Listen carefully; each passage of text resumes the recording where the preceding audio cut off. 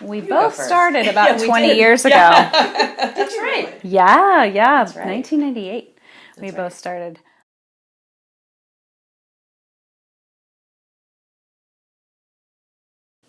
I think we help out the midwives so much because we get there earlier. We have, I'm doing the hip squeezing instead of you doing the hip squeezing. She can concentrate on taking heart tones or blood pressure once in a while, and or sleep. If she comes too early. I think the best part is that I get there first, hopefully, and really get them into a good labor. Yep. I come when I'm needed. I will come early because I'm needed, and that's a whole different thing because I can always go home. But usually just my reassurance of showing up is just a huge thing for them. And then they can, this one I did last month. I got there within an hour. She just totally kicked in, and she was like really slow for like 12 hours or more. And just being there, I grabbed her. We started dancing. There was music playing, and it was my favorite song. And I went, oh! And so I just took her, and we started dancing. And the husband he smiled and took pictures, and it was just so beautiful. And she looked at me, and she said, "Oh my God, I can't believe I needed this. I needed someone to say it was going to be okay." So I think we hung out for a good 4 or 5 hours, and then I called the midwife. When people are ready to listen to the baby's heartbeat and make sure everything's physically okay, when they're getting to that point in their labor where, I want to feel comfortable if my baby is coming right now, that's when they need their midwife. To join the crew, to join the team, to join the party, which it often is, at that point. Definitely at that point. And the reason for me not to be there as long, the reason why, we need to do this so much, is because, the midwife needs to be able to be alert and present and able to deal with, situations that might be a little bit outside of normal, to be awake for that and not totally exhausted by the time we get to that point. Yeah, and being there first. They really want somebody who knows something. They, the mama and the partner, as much information as they get or is well versed and studied, they think they are. It's nice to have that reassurance of a professional walking through the door and just saying, yeah, this is really normal. This is really okay. You're fine. And I said with my third baby, I had a midwife. If I were to have a fourth baby back then, in the olden days, I would totally have a home birth. Hands down. The care is just different. You get to the hospital and they have protocols that they have to follow. That's, and that's what I try.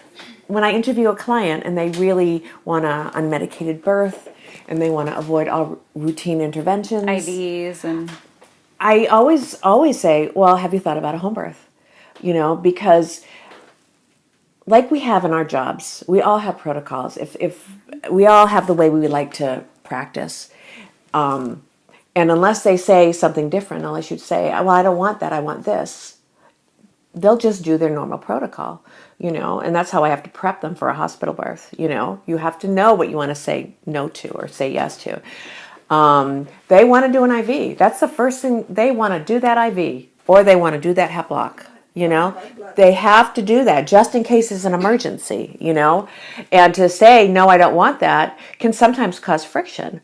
And you have to word it nicely, and you have to just stick to your guns. And a lot of people don't want to ruffle any feathers, especially when you're 9 months pregnant in labor, you know? So, And women don't need IVs to give birth. It's just a hospital protocol. it's a protocol, you know, because in case they have to do an IV quickly. Being at home when you are low risk is you are in your own space. There are less germs at your house, you know, than in a hospital. You go to hospital when you're sick, you know. And you interview your midwife and you find out what kind of background she has and what kind of license she has and what does she do. And she does carry oxygen with her, and she does carry stuff that you might need, like Pitocin if you're hemorrhaging. I mean, there are things that midwives do normally if something comes up. So, but being in your own space without someone scaring you to death. And that's what happens in the hospital. A lot of times you have so many different people coming in and out of your room. They want it to be a personal experience, the couple, and then they have all these people coming in and out of their room constantly. Shift changes and Total total strangers. strangers just coming in, knocking on the door, saying, "Oh, hi, I'm covering so-and-so for her break." So even when you have the one nurse that you've had for 4 or 5 hours, you might have some new stranger in there for 10 or 15 minutes just to cover a break. It can be pretty scary to have, you know, a bunch of people in and out, and you don't get your doctor. Very rarely do you get your doctor. And really if you do, rarely. it's at the very end, you know, with a mask and just there to Catch the baby. Yeah, they come in to catch, you know. Not that you can't have a beautiful hospital birth. I mean, I thought I had 2 really lovely hospital births, but not everything just progressed until I had the baby. I didn't have any stalls. Nobody threatened anything. I had an episiotomy I totally didn't need because that was a standard practice back in 1992. That First was time my- mom. Standard. I pushed for 20 minutes. There was no issue whatsoever. You know, so you have to know a lot when you birth at a hospital if you want to have a good hospital experience. And you need a doula. And you so need a doula. You so need a doula, especially if you want an unmedicated birth. Because it is hard. It is really hard to have an unmedicated birth in the hospital system because everything is there for you. My favorite line is avoid routine interventions, but please be open to medical solutions. Because there is a time where an epidural is really handy. It can Even save with a home birth. Yeah, it can save a cesarean.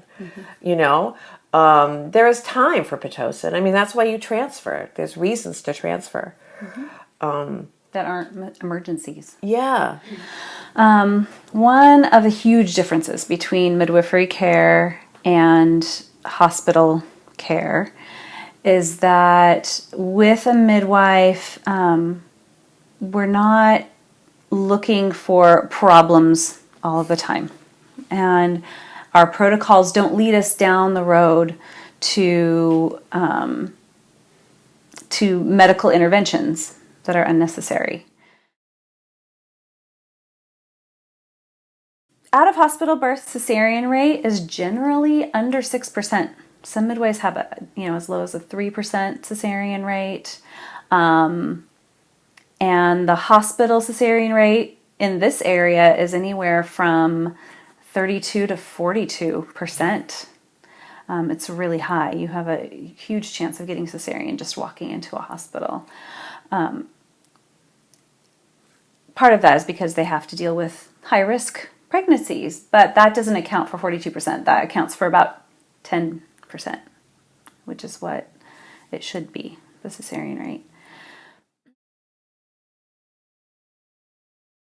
Just because you have a midwife doesn't mean you're stuck at home. Just because you have a midwife doesn't mean you can't go in and have your midwife with you for an epidural. So one of the huge benefits of having midwifery care is that you see your midwife for an hour, 45 minutes to an hour every single appointment. So by the time you get to having your baby, you know your midwife really well. And your midwife knows you. What's normal for you? What's normal for your baby? What your baby's heart sounds like on a regular basis. And in labor, what's normal and not normal for that baby, not just babies in general. And then you have your midwife with you whether you stay home or go to the hospital. 90% of the time, you stay home. But there are also successful home birth transfers where, most of the reason why midwives have to take their clients to the hospital and we go with them is because the mom has been in labor for 2 days, 48 hours or more, and the mom is exhausted and she's just like, I choose an epidural, I choose to have a little pain relief, and we support that choice. It's not a negative to transfer to the hospital with your midwife. Your midwife goes with you, and then you can take care of, all of the choices that your client wants to make at the hospital, right? You're going for a little bit of help, but that doesn't mean you're throwing all your midwifery care out the window. You still have your midwife. And then your doula. And your absolutely. Your doula. And if you've hired both, we both go. And one of us can take a nap while the other one is helping mama feel comfortable and switch off. Yeah. It's a really good team. And then, once the baby's here, we help you get home and tuck you in and get you comfortable way faster than you would normally. And in our area, we are blessed with, hospitals that know about us and know how well we care for our clients. And then they say, sure, go home. I know somebody's going to be taking care of you and watching over you. They know we're going to go back after 24 hours, after 36 hours, and on day 5 or 6, just to make sure mama and baby are doing well, baby's gaining weight, mama's recovering well. So you don't have to spend even a night in the hospital under their protocols. You still have your full midwifery and doula care. Doulas will stagger the visits postpartum so that they can check on nursing and make sure everything's okay in between the midwifery visits. Every once in a while, we'll have a successful home birth transfer that involves an actual emergency, and that's really rare. It's maybe 3% of all of our births, and that that has to do with the baby's heart rate maybe not being reassuring, mama's blood pressure being above what is okay to be at home. Often we'll take a mom with high blood pressure in, and they're like, this isn't very high, but it's too high to be home. So we, sometimes need to take them in to make sure that mom and baby are doing well. So that sounds like it's a concern. That's why you transfer, not an emergency. Yeah, exactly. These are more concerns. And what an emergency would look like would be maybe postpartum bleeding. That's one of the major concerns with all childbirth is postpartum bleeding. Midwives bring Pitocin and other medications that are anti-hemorrhagics, which means they stop bleeding. Usually that's all that's necessary. We use those anti-hemorrhagics, everything's fine, we stay home. And every once in a great while, a placenta isn't coming out, or the bleeding was a little bit more than we're comfortable staying home with, and then we'll go into the hospital for that. But we are, very well trained in handling these emergencies and then making sure we get into the hospital in a timely fashion if it's necessary. So right after the baby's born, we stay for a good 3 to 4 hours, depending on, we do not leave until mama and baby are stable and happy and healthy and basically kicking us out so that they can go to sleep. And then we come back and visit mom and baby at 24 hours just to make sure that breastfeeding is going well. Moms often like to talk about their birth. So we come over and make sure physically both mom and baby are doing well, that emotionally mama's doing well. And we can be there for an hour or two just listening to what mom has to say. And then day 3, we come back, we check things like, is the baby a little jaundiced? We make sure they're not jaundiced. We can do all of the tests that are available at the hospital, basically, like the California Newborn Screening Test. We run that test as well if the parents want. So we spend time talking about what these different things are, what these different tests are, and asking the parents, is this what you want? And if they want it, we are able to do that for them. Or find somebody that can, like the hearing screening, we don't usually have the equipment for that. So we tell them where they can go to get the hearing screening. And then again, we come day 6. So 3 times, three or 4 good hours postpartum, we come and spend time with mom and baby, making sure everybody's happy and healthy that first week. And then we're also on call for them anytime. I get pictures on my phone of little belly buttons where the umbilical cord's a little gooey, and parents are like, "Is this okay?" And kids say, "Yes, it's just fine." Or how about I come by and check on that? It looks a little red. So it's it's reassurance, and it's quick communication. They feel like they can call or get a hold of me anytime and get an answer to their concerns. So that's quite different from the hospital. So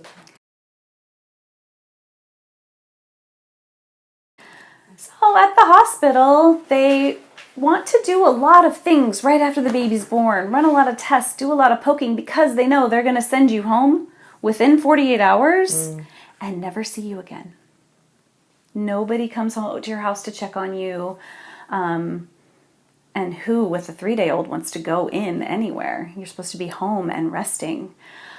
So you are not seen until 6 weeks postpartum. You go home after 24 to 48 hours, and nobody checks on you until 6 weeks postpartum. Nobody's checking to make sure the baby's nursing. Nobody's checking to make sure that the baby's gaining weight. Often around 2 weeks, if your regular pediatrician would expect you to come in for a visit. But nobody's checking on mom. And the health of the mom is integral to the health of the baby. If mom's not doing well, then it's hard for the baby to be doing well. If mom is anxious, babies can feel that, and they won't feed as well, and they won't gain as much weight. So it's really important that moms are checked up on a regular basis to make sure they're doing okay, and then in turn that the baby is also doing well and thriving. We don't want moms and babies to just be surviving. We want them to be thriving and doing well and making sure their families are feeding them and that they're really getting the rest that they need.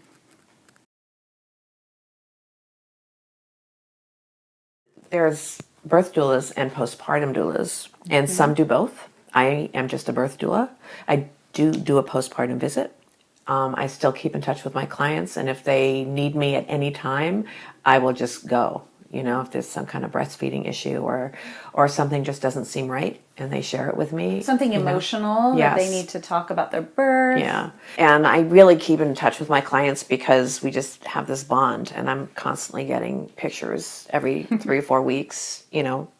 First it's like 3 in a week, and then it's a little less. But they will talk to me if there's an issue. So if I do hospital birth, which most doulas do hospital birth, even though I mostly do home birth, but when I do hospital birth, I'm way more in contact with them because I want to make sure that they're okay. Any kind of postpartum depression and all that kind of stuff just can go unnoticed, and they're embarrassed, or they might not say it to somebody, but they say it to me. So I think that's why everyone truly needs a doula, because that whole postpartum part is just so important. And your doula will have the resources. Yes. They can say, you know what, you might want to talk to this person at Family Tree Wellness because they specialize in postpartum feelings and, and what might be going on in your family and help you get through this newborn time. Mothers are being born as well.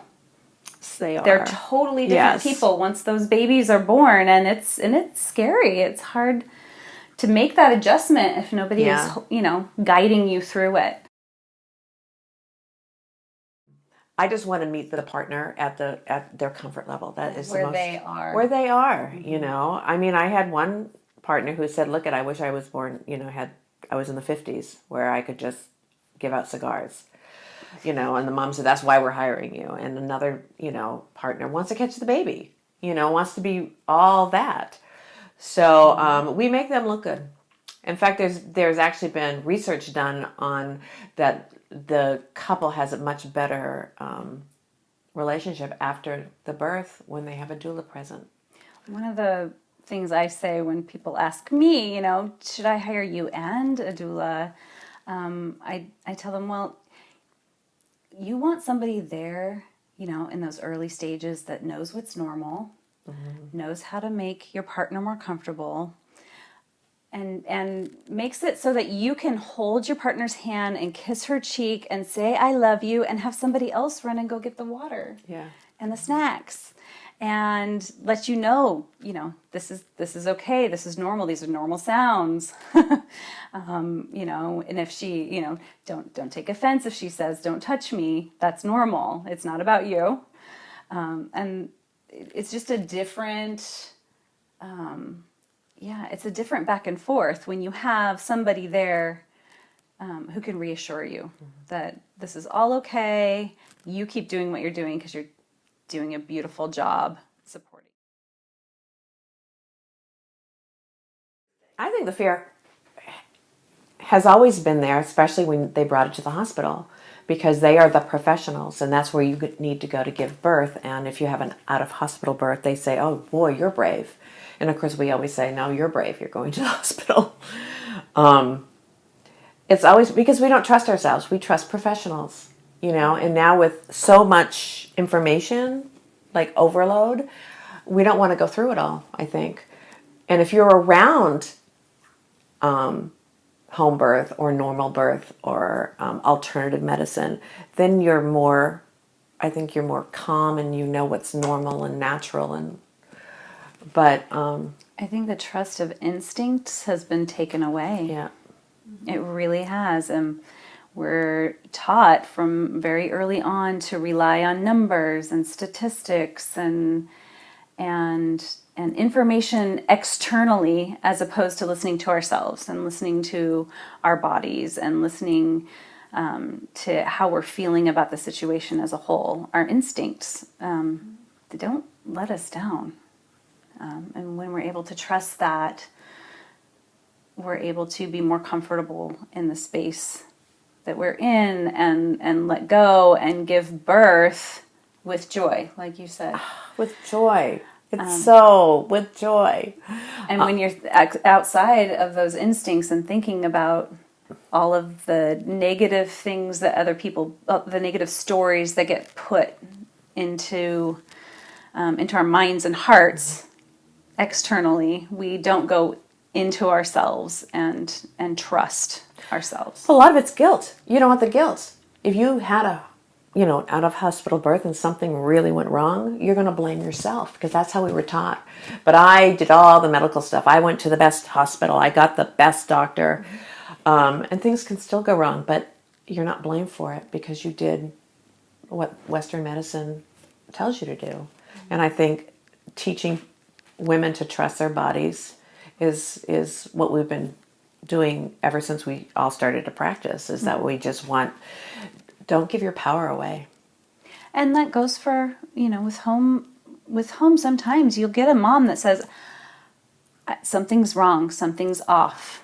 And you don't see a number that says something's wrong or something's off, but the mom feels that and they no longer feel comfortable at home.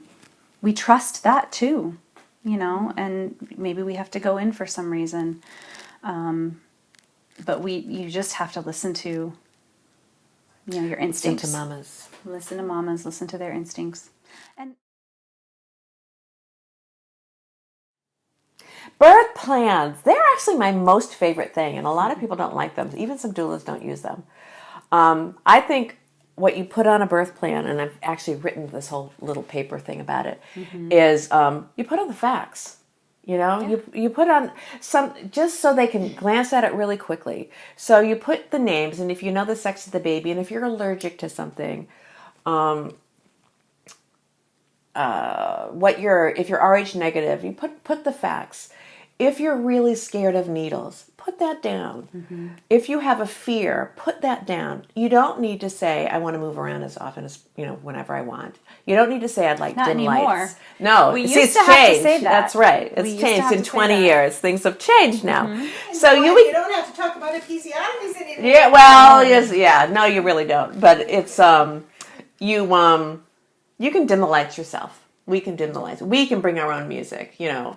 You don't have to put that in a birth plan. So the birth plan needs to be not only one page, but in big print, and I like it even half a page, you know, because because hopefully you know all this stuff, because if you have forgotten your plan at home, you can say what you want. I said, I love a plan, but if we forget it and you don't bring it, we've discussed it so much that you can actually say what you want. I mean, when I had the doctor come in or the nurse come in for, I think, my second baby, I said, look, I'm getting up. I'm not being on this monitor. And I just felt so strong and good that I could say that. But if I didn't really know that and I didn't learn that from my first, I wouldn't have felt confident, because when you feel confident, they listen to you. You know, so even when we have home births, we go over a birth plan. You know, because some dads it's really important for them to catch the baby, you know, so you have to have that. You kind of have to know that in advance. And we spend a lot of time. Yeah, or they don't want to catch the baby, so they don't want the midwife to turn to them and say, here, catch the baby. Yeah. And then they'll go, oh, look, I can't do that. Damn it. I don't want to have to say no, right? Yeah, yeah. But I said, talk a lot to your midwife. You know, the more you talk about what you want, they believe you. You know, if you just say, well, at a hospital especially, if you just say, well, I want an unmedicated birth, you know, they say, okay. And that's all that's done. And you're expected to get that. You have to keep saying what you want. They finally believe you when you just say it over and over and over again. Then they remember, you know, the caregivers remember. Because, you know, you have a lot of clients and heck, I forget people too. So the more people talk about their last birth experience, the more I remember it. And that's, I think, what I do most as a doula is with the prenatals. We just talk, how do you get what you want when it's normal? How do you advocate for yourself? How do you not give your power away? And you can give your power away at a home birth just as quickly as you can give it away at a hospital birth. And then the second big part is if the baby is just in a funny position, and the comfort measures I know and the tools I know to how to move that baby and get that baby in a better position. And I think that's probably what a doula does best, home and a hospital, is you don't have to, okay, let's crank the Pitocin, or we got to give you an epidural. I can actually move you to get that baby in a better position. Yep. You know, I think that's what's coming now. In the last 5 years with spinning babies is a huge new thing, or the last 5 or 10 years it's been new.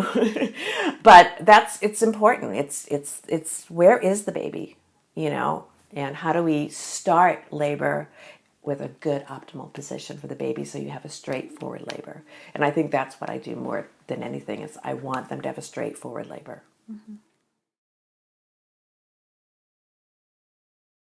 And that's actually really key. Both doulas and midwives are trying to avoid issues later. So we're trying to head things off at the pass, try to make things go smoothly instead of trying to put out the fire later. If we see that, as a midwife, if I see that, blood pressures are starting to rise a little bit, we do things to change that, to get off that path, to support the liver or whatever is needed, as opposed to just waiting until blood pressures are too high and we have preeclampsia and we'll deal with the preeclampsia at the hospital. We're trying to avoid that entirely with good nutrition, proper exercise and supplementation if needed.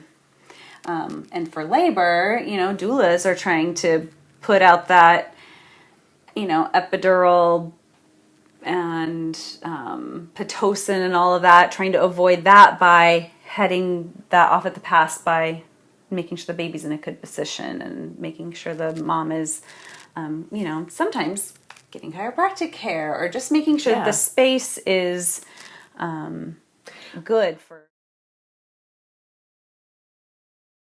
I had this client and I did 3 births with them. They have 3 little babies. And the last one I did with Hope.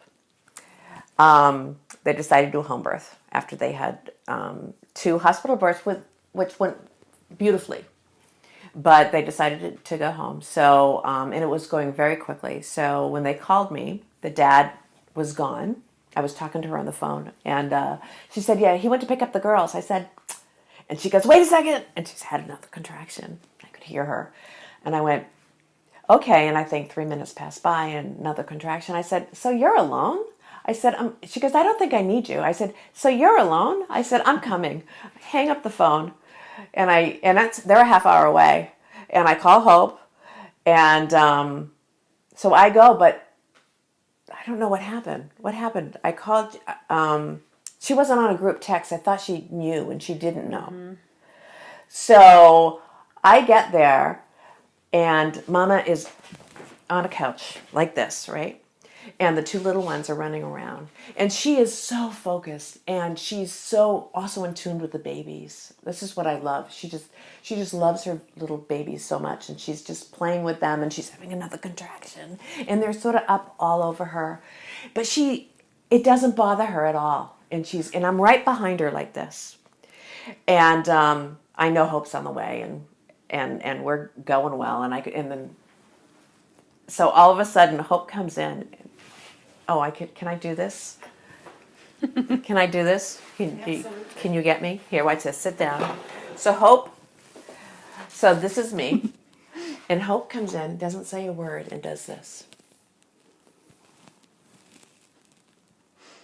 And just stays there for about 45 seconds. And I'm behind her like that.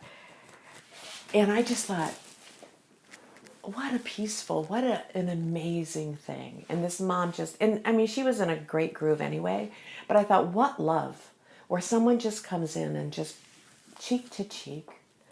And I have the support here, and the dad's like running around, trying to fill the tub and that kind of stuff. But we are right there for